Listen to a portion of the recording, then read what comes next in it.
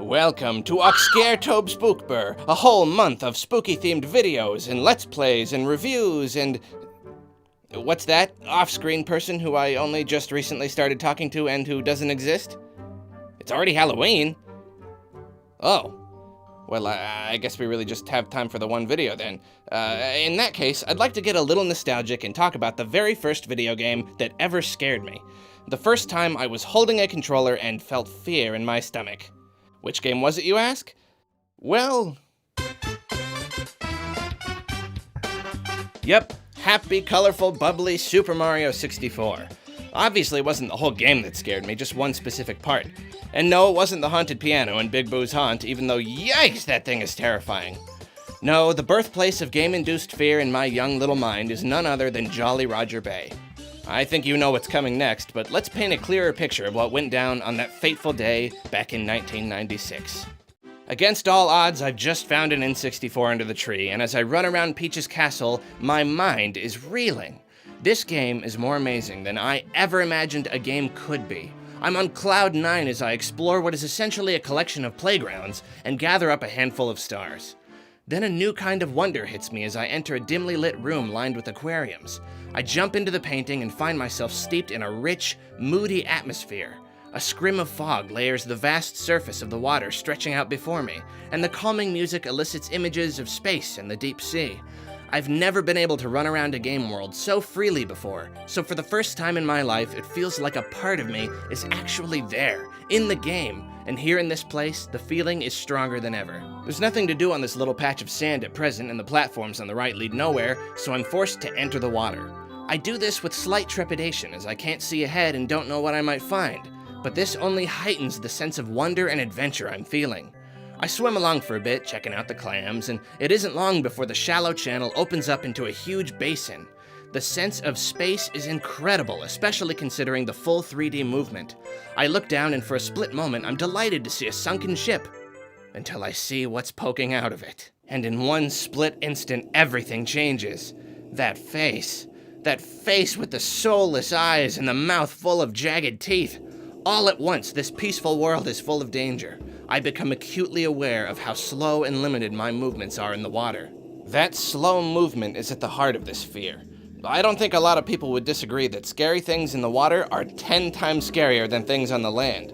In water, you can't get around very well. Your vision is impaired, you have limited air. And not only do things that live in the water suffer from none of these problems, but they can come at you from any angle. Up until the moment I saw that eel, I didn't know what real danger in a video game could feel like. I'd fought and avoided plenty of stuff that wanted to kill me in the past, but I never felt like I was in those games. It was all just obstacles there for the purpose of preventing me from going right. But that eel formed a real emotional connection, actually brought to my mind the idea of drowning or being otherwise physically harmed by a water-dwelling creature. I wasn't sitting there literally thinking I was gonna die, just like no one does when they play a game, but those feelings came from somewhere real, and it produced real anxiety. That was only the beginning of it, though. The genius of the eel is that it's blocking access to the inside of the sunken ship, and the star's name lets you know, in no uncertain terms, that you need to get inside. So you're naturally forced to swim down, toward the eel, and when you don't find any other openings, you've got to do the last thing you want to do. Get close to the eel just to see what happens. It's truly terrifying, wanting to stay back or even run away, but feeling so compelled to move in. And of course, the closer you get, the easier it is to see how big the thing is. It could obviously eat you in one bite if it wanted to. So clearly I remember inching near it, holding my breath, and right when I concluded that it must just be an elaborate set piece, needless to say, I wasn't in a rush to try that again, and it took quite a while of not having any other ideas before I mustered up the courage to do it again. Then there was another little bit of genius in the design. I should have been happy when I finally agitated the thing enough to make it come out of its hole, but I was not. The image of that massive creature spilling out into the open water truly terrified me. Suddenly, it was free to move around, and I felt more helpless than ever. I thought I would never get away. If you've played the game, you know that the eel doesn't actually do much, but at that moment, I was sure it was going to make a beeline for me at any second, and when it did, I wouldn't be able to swim or do anything fast enough. I had absolutely no defense against it.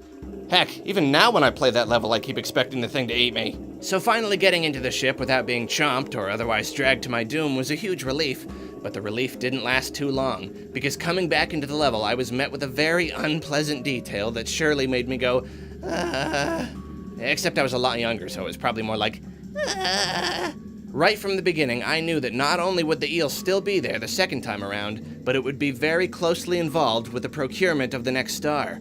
Swimming back to the main area felt like a stinking death march. This is it, I thought. I survived once, but this time I'm a goner. Turns out the second time it's hiding in a hole in the wall, and I remember thinking that all I had to do was coax it out again, and I could grab the star from inside the hole. But nope, that would be too easy. First, now the eel does this. I think at that point I had to turn off the game and go outside for a while.